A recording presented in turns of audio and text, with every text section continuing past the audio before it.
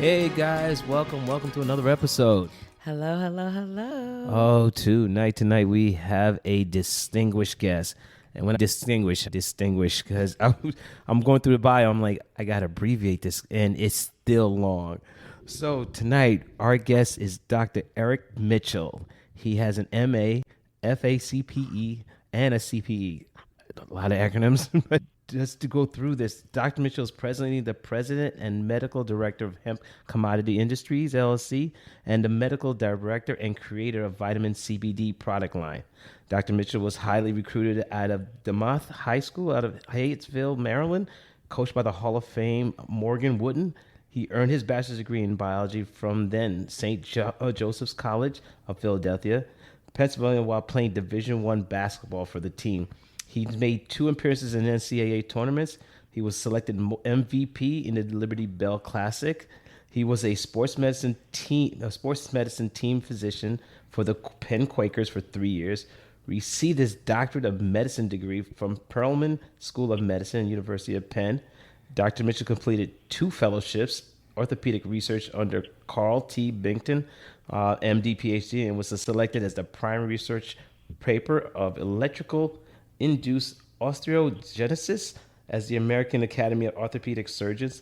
Dr. Mitchell was also a 30-year member of the Urban League and a member of the Quarter Century Club. He has a military experience spanned 23 years, which began with direct commission to the Pennsylvania National Guard, and where he moved to captain to the highest field, grade officer. And he's also authored a book called The Flow of Life, Keeping the Dream Alive, which was published by Arthur House. And not to mention, that he's also had some research papers also published. Dr. Mitchell, I had to say I had abbreviated because it was at least 2 pages.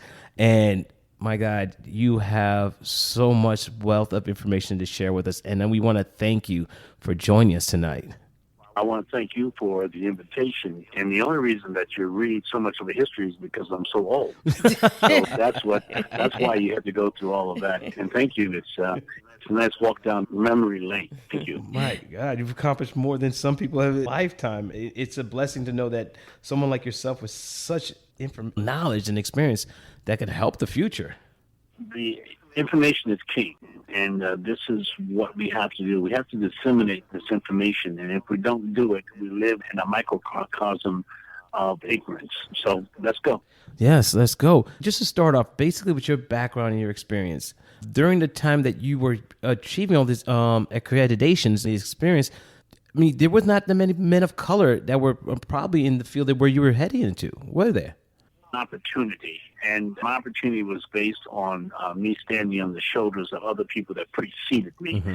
Now, I was the only 3rd Afro-American to finish in the orthopedic program at the University of Pennsylvania. Yes. But the 2 other guys before me blazed the trail. And hopefully I helped, and hopefully some of the young people coming along will stand on my shoulders and follow in my suit. I was the very first sports medicine fellow at the University of Pennsylvania because it was the time. It was a time, and because of my sports background, it was a natural habitat for me to transition to. It's about timing, and it was the perfect timing, and I'm no more than anybody else. I stink and I bleed. I tell people all the time, I stink and I bleed, and that makes me no different than all the people that are listening to this podcast tonight. Understood. So tell us, how did you decide that the orthopedic was the field for you? Again, when I got to St. Joe's, then college, now university, they asked me, give us some synopsis of what you want to do. I said, I want to be a bio major, pre-med. I want to go to medical school, and I want to help take care of athletes. And that was pre the word sports medicine. But President Kennedy actually set up the Council on Physical Fitness in 1960. And I was a young man, and we understood that physical fitness was the key to a lifestyle. Mm-hmm. And so I accepted that lifestyle and was able to participate in a very high level of sports, competitive sports, that got me sent to any college in the United States of America. And I selected St. Joe's, then college, now university, and went on to be a pre-med program graduated in my biology as a biology major, went on to the University of Pennsylvania, graduated from there in medical school, stayed on for my double fellowships, my internship, my residency, and I was forced to go to work. I was forced to, after all that, to go and get a job, and I started, I started a practice in sports medicine and created the Sports Medicine and Neurological Institute in Philadelphia. Wow, that's just amazing. Now, what challenges were you facing during that time? I could only imagine that you were, 18, 19 when you started? 18, 19. I'm not quite that old at 18, 19. I'm not sure what the reference of 18, 19. No, your age. Oh, no. When you were in college, you were like a 19-year-old. You just came out of high school. You were going through all the... I was an 18-year-old when I went to college, and then on to medical school. Graduating from medical school, like I said, residency is another 7 years with double fellowships. And then I was 34 years old when I came out and opened my practice in Philadelphia, and started treating my patients that I treated, and I ran my practice for over 37 years, and then I finished up.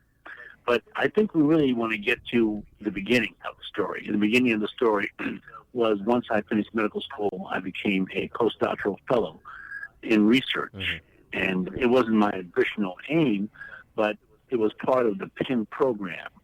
And so I wanted to do this program called electrically induced osteogenesis. Yes. Because I had been studying it, and it was revolutionary. And we ran the largest non-union clinic in the world. People from all over the country and the world came to get this treatment for fractures that wouldn't heal. And that's what we're going to talk about tonight. We're going to talk about how, Nina, you asked that critical question, how did I get involved with cannabis? And it goes back to bone stimulation. And so we're going to tie those two things together as we proceed through this interview. But I'll give the wheel back to you. Yeah, so let's talk about that exactly for the listeners. What is osteogenesis exactly? Osteogenesis is a bone growth, making bone stimulation, and it gets down to the core. Bone stimulation is critically important in maintaining bone health. And if you don't have bone stimulation, you can't get your fractures to heal. If you don't get bone stimulation, then you get a certain amount of retardation. As we get older, and I've presented this at several national medical conferences, the largest problem of the 21st century, Nina, will be osteoporosis. And I say that it's the largest public health problem because by 2030, we could have a large proportion of our hospital beds with women with fractured hips. Yes. Now, that's because as we age, we lose our bone mass. And if we don't find a way to stimulate the bone, then it becomes, you can put so much in and you take so much out. If you take out more than you put in bone production, then you get something called osteopenia. Osteopenia, which means a little bit of loss of bone mineralization, you go to something called osteoporosis. And when you go to osteoporosis, you're losing a substantial amount of bone mass, and because of the lack of bone stimulation. And then what you do is you make the bone very brittle, very porous, and the bones break, whether it be your lumbar spine in your back, or whether it be your wrists and your bones in the upper arm, or your hips. And this was a research in 1975, and this is the transformation of the metamorphosis that we know that CBD, and we're going to get to that, and that might be the introductory word, has bone-stimulating capabilities for the Cb2 receptors. Now, I told you the whole secret there, but we'll have to explain it in depth. I'll let you lead the way. Wow. Now, with this procedure that you're stating, is there a timeline in the sense of age that it will be applicable? Because I know that after a certain age, your body may not respond. Like you said, when you reach in your 70s, 80s, you lose bone mass. Like irreversible type of thing. Yeah. What happens is it's a hormonally balance. It's a hormonal balance, and when women in particular go through menopause, they lose their estrogen. And when they do so, they can lose up to 3 to 4% of calcium per year. So let's hypothetically take a woman 50 years old that becomes menopausal, and she goes for 20 years. Okay, 20 times 4 is what? And so if she lost 4% of bone mass per year times 20 years, she's lost 80% of her bone mass. And yes, that's very devastating. What they do is they break their hip and fall. Yes, exactly. They don't fall and break their hip. They break their hip and fall because of the angle of the hip is at 135 degrees. And you put that weight of the pelvis on that hip, it breaks into the intertrochanteric region. Now, that put my kids through school because we have people doing it every day. We have the aging population. This happens every day. Yeah. Okay. And where people will break their hips, they come in, and we have great advances in my 40, 50 years of medicine. We can get people in and out of the hospital now much quicker. We almost call it drive-by because we can fix that hip, get them up the next day, and get them out of the hospital the day after that. When I was training 50 years ago, they would be in the hospital 7 to 10 days, no longer. This procedure replace hip replacement, or is there sometimes it's just that's not an option? Well, prevention is the best thing that we can do. Okay. An ounce of prevention is worth a pound of cure. Okay. And we're going to have to start talking a little bit about the cb2 receptors in the bone that was ignored, not studied, or appreciated for 70 plus years because there was a moratorium on hemp that vilified, ostracized, and criminalized it. So we couldn't learn it very well in medical school. Medical schools weren't going to teach something that was a federal crime. Of course. Yeah. Yes, we are very well aware of that. We are very well aware. Makes sense. Yeah. Sad, but makes sense. So do please explain that then, the cb2 receptors as it relates to the bone.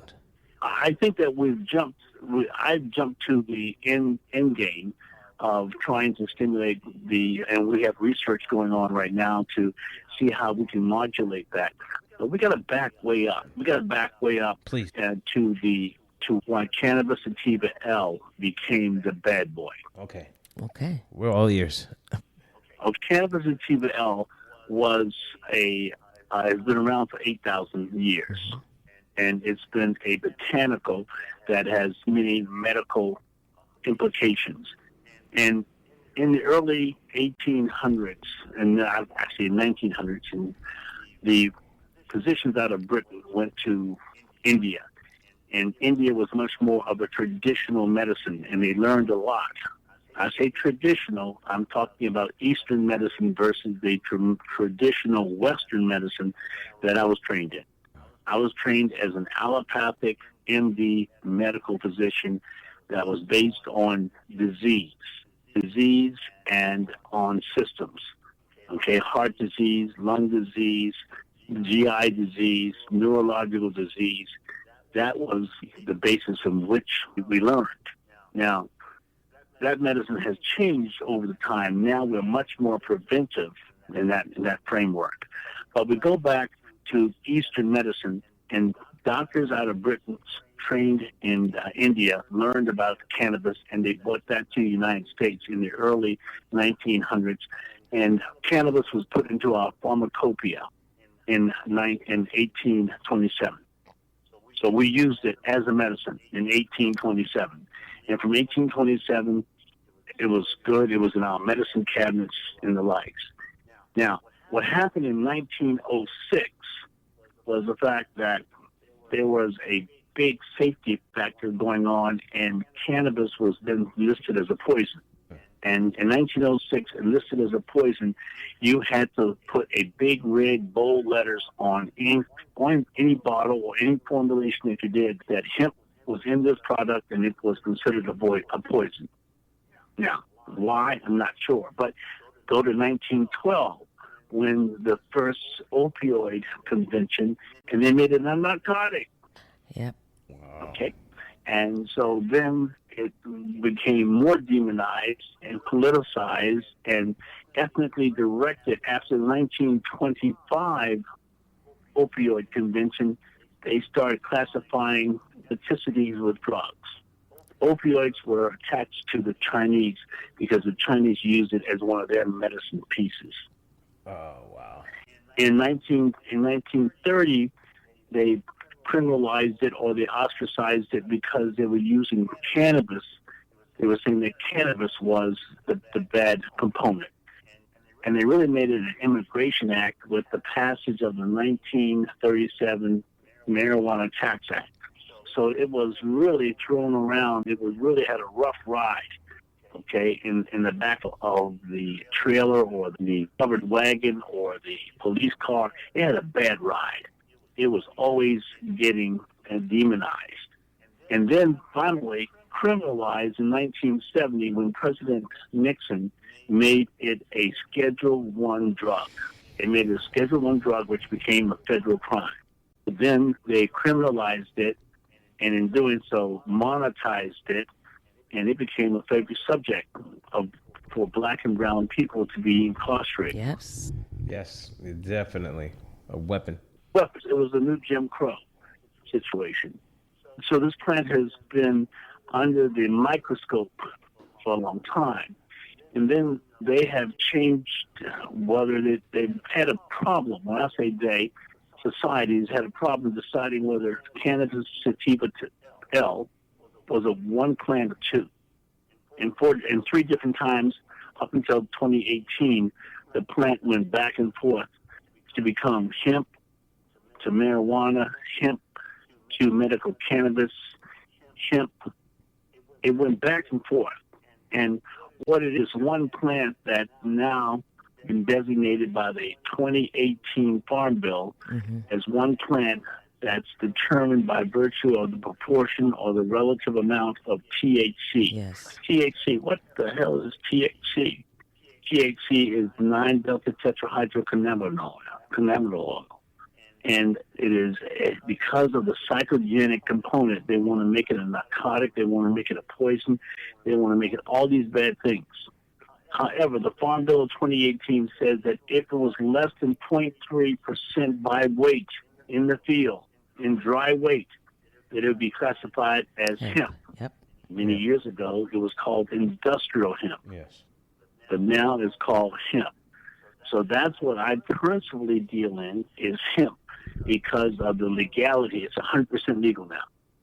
And I wrote in my most recent article that I wrote yesterday that if you haven't gotten it, you'll get it. And it's called the Endocannabinoid System. To be or not to be? That is the question. Now, that's actually a phrase from Hamlet from 1806. But is it to be or is it not to be? That is really the question that I try to answer as I go through the total history where we are and bring us up to the 21st century. And we say that it is to be because it has so many medicinal capabilities, because we now know that the endocannabinoid system, that's a big fancy word, I call it short, I call it ECS, is a neurotransmitter, is a homeogenetic neurotransmitting system that's responsible for more than 200 different neurotransmitting components in our body. Wealth of information there. I think about it and wonder why.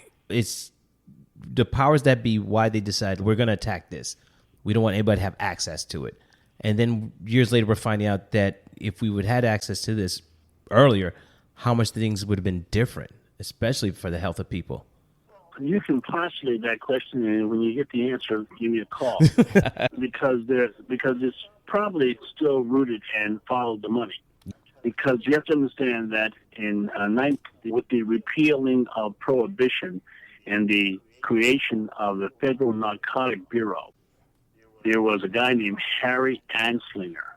And Harry Anslinger was the first, drug czar. And they didn't have alcohol to bastardize it anymore because prohibition had been repealed. And Harry thought that cannabis if women got hold of it, if white women got hold of it, they would be sexually driven to Latino and black men. So they really made it a immigration and racial component. Harry Anslinger said that it made blacks and darkies. He called us darkies. He made darkies and Latinos, to the white woman. And so they used their race card. Simply, it's as simple as that. And they did, if you haven't seen Reefer Madness, Oh, yes. which was a 1930-something church film, they were trying to tell their people to stay away from this drug. It was habit. They didn't say habit forming then. That was President Reagan and President Nixon on the war on drugs, that it was habit forming. And they used to take an egg and break over a hot Oh, yes, I remember griddle that in high school. and say, "This is your brain on drugs." And so that's when President Nixon made it a federal crime by virtue of a presidential executive order that made it a Schedule I drug.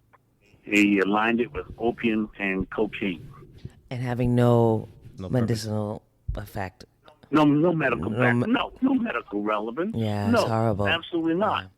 Okay, and when you had the bully pulpit, I think we know it as today, you can do things that are irrational, and they call it rational. And the AMA, now the Marijuana Tax Act, interesting, was passed on August the 1st, 1937 at midnight. And Harry Anslinger told a big lie. He said that the AMA was in favor of it, and the AMA was not. And I would tell you, in 1970, when President Nixon signed the Controlled Substances Act, he said that the AMA was in favor for it, and the committee that he formulated said no, and the AMA said no. But money talks, and everybody else walks. Wow. That's true. So, Okay. Now, you have to understand another piece of this is that there are two parts to the plant. And the plant was illustrated on the back of the $10 American bill in 1910. Yep. The $10 bill was graced with the hemp harvest being taken down. It was part of our major farming ethos. Our ethos it's been with us since the Pilgrims landed on Plymouth Rock. Remember. They were mandated to grow hemp. Why? Because our Constitution was written on it. Because Betsy Ross' American flag was made from it. The clothes were made from it. The animal beds were made from it. The animals used it. Okay. There are more than 50,000 utilizations for hemp. I can see why. I want that to sink in for a second. But you just can take just a little microcosmic piece of it and make it illegality and give it illegality, and people will run like hell. yes, I'm seeing that. And they did that during the 60s and 70s. They called them stoners. They called them tree huggers. Okay, it was obviously from Woodstock. Oh, yes, the hippies. But yeah. So it got that reputation, and it stayed in our pharmacopoeia until 1940 now. In other words, Park Davis had more than 43 different preparations of cannabis sativa L in our medicine cabinet. But it wasn't, but it was the plant. It was the other part of the plant. It was the male portion of the plant that was also basically attacked. Now, the male portion of the plant is when you seed the female, when you fertilize the female, you make seeds, and you do not get a resin. And I, as a orthopedic surgeon, I went from orthopedic surgeon to hemp farmer. And we had to cut out every male out of the field.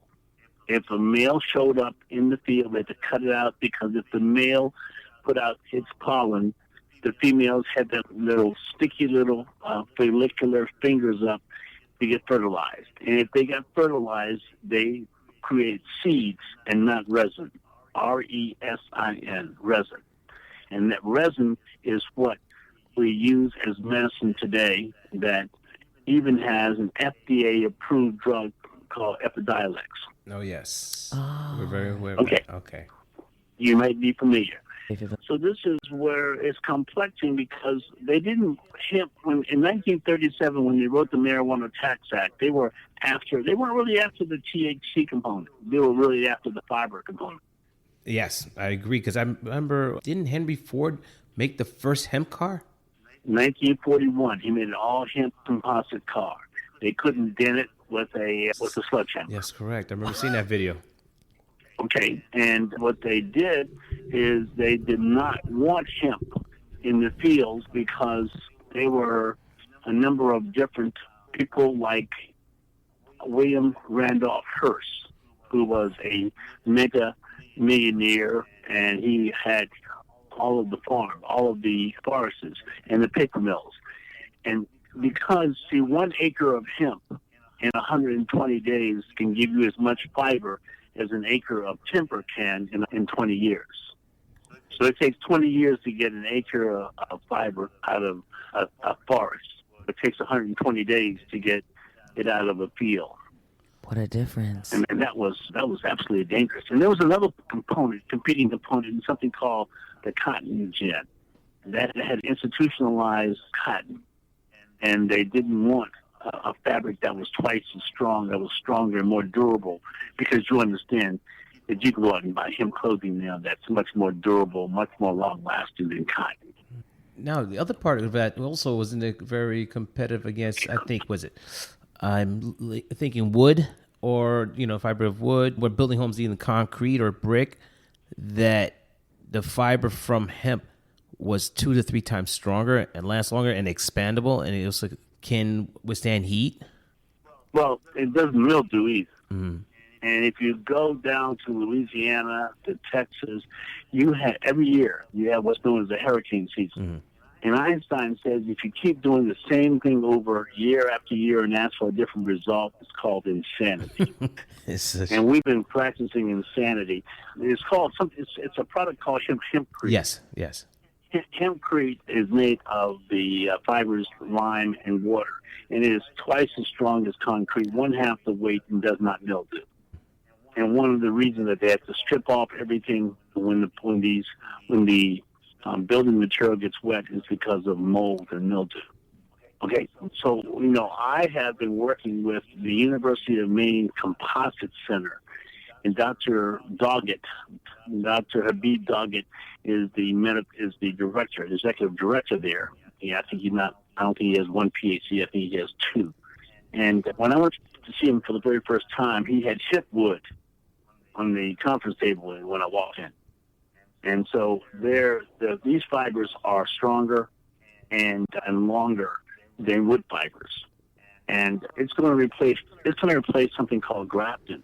In the next couple of years, next 3 to 5 years, it will replace something called grafton, which is very expensive, rare element. And we're going to move to the fiber of cannabis and be able to take the mileage of our automobile batteries from 200 or 300 miles to 1,000 miles. Wow. To make these supercapacitors? Yeah, absolutely. You ain't seen nothing yet. Right. Dr. Mitchell, it's like I'm blown away by your wealth of knowledge. So I know you said you in school, you didn't learn about this. How did you spark an interest, and how did this all start for you? That's a good question. Yeah, one of the things that I was very careful in my orthopedic practice was to limit the amount of opioids that I gave my postoperative patients. About 76 to 78% of the narcotic overdose deaths that occur in the United States start in doctors' offices. Because now, can you imagine, Nina, shere's a situation. Mary is a friend of yours. It's a hypothetical. She goes to the doctor, and the doctor sees her, evaluates her, and sends her home without a prescription. And Mary calls you. Mary says, Nina, I went to the doctor today, and he told me to do X, Y, and Z. And do you know he didn't even give me a prescription? We are prescription-based. When we leave, we want to get a pill. You want to leave with something. Yeah, people, yeah. And so look at the people that have these problems. They take the pill so that they can override the norm. They have diabetes, and so what they do is they take something to counteract that rise in sugar so they can have that piece of apple pie. So we are utterly amazing. But it was that opioid epidemic, Nina, that really drove me to start studying this plant to a large extent.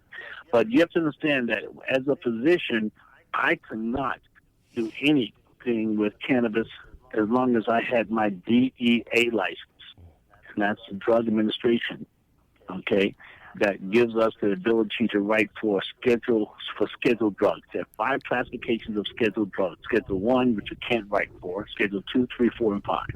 And most of the drugs that we write for are Schedule 2 and Schedule 3. And they started doing something, an opioid, that moved the Schedule 3 drugs up to Schedule 2. Now, Schedule 1 drugs cannot be prescribed. That's opioid, cocaine, and cannabis, along with some of the other psychedelic components. So we have to, in order to prescribe opioids or the narcotics or barbiturates, we have to have what's known as a narcotic license. Now, physicians cannot touch cannabis, but we can touch, and we can do a lot more, because now hemp has been decriminalized since December 20th of 2018, when they passed the Farm Bill of 2018. When the Farm Bill of 2018 was passed and signed into law, hemp, any cannabis sativa L with less than 0.3% by dry weight of THC was now classified as hemp and now classified as legal. Anything more than that was called medical cannabis, and the favorite word they want to use is marijuana. Dr. Mitchell, this is a wealth of information, but we have to continue this conversation, because we're at our point. Is it all right if you come back to our show and continue this conversation? We'll do a part 2. It would be my absolute pleasure. There's a lot more to say. Yes. If you give me more time, I'm going to take it. It'll be my pleasure. Oh, we're definitely going to do that. Please. We really appreciate having you, Dr. Mitchell, and we're looking forward to having you back on. Thank you. Okay, ladies and gentlemen, stay tuned for part 2, because this is really fascinating and in-depth, and we're looking forward to continuing our conversation with Dr. Mitchell. Thank you.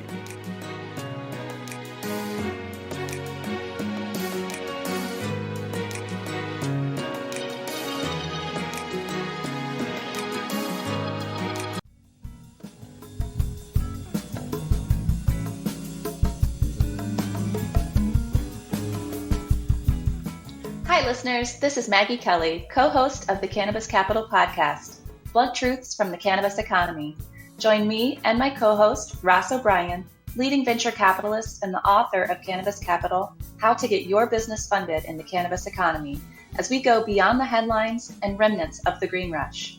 If you're a cannabis investor or entrepreneur, join us for thought-provoking, elevated conversations on the cannabis economy.